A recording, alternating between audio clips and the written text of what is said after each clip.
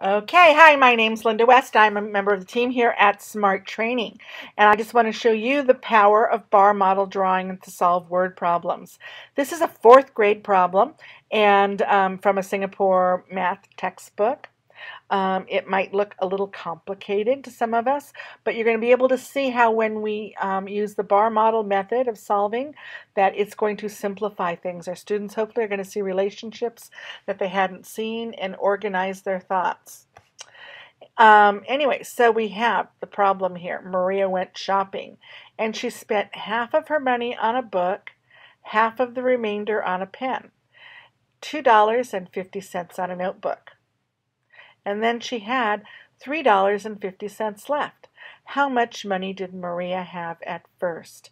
Well, there's a lot going on with this problem, and in order to get my students to understand what it is we're looking for, the thing that I would ask them at this point is when we get to the end here, how much money did Maria have at first? So are we looking for a whole or are we looking for a part?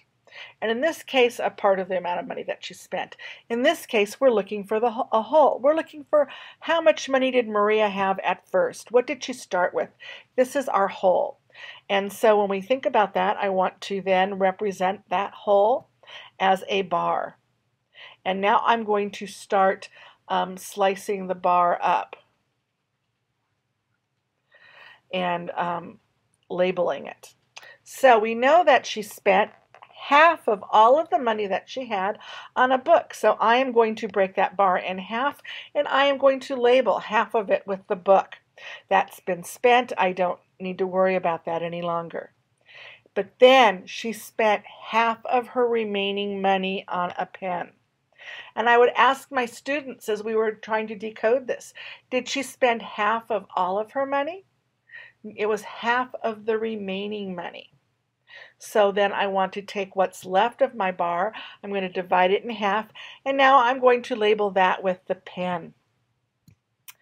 And then what she had left. She spent $2.50 on a notebook, and then she had $3.50 left in the change. And because I am a very advanced math student, I'm able to add those two amounts, and I know that she had that one unit we have at the left here, that represents $6. I'm always looking for the value of the smallest unit. I can put it in a form like this. This might be something similar to what my students might draw for me, and that we know that the smallest unit has a value of 60, and I always want to keep my units the same. So I now know that the value of 6 times 4, and because I have 4 units here, and if each of the units have the same value, then I can just multiply $6 times 4, and I know that Maria had $24 at first. I always answer in a complete sentence. This is a tool. Your students can either use it when they need to or not.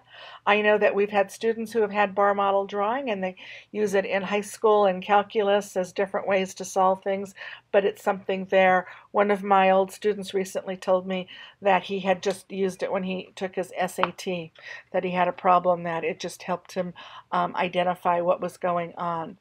Hopefully we will see you at the workshop and we can show you a lot more as we go into ratios, and we'll do a lot of fractions, but in terms of just an addition multiplication problem, this is it. Thank you.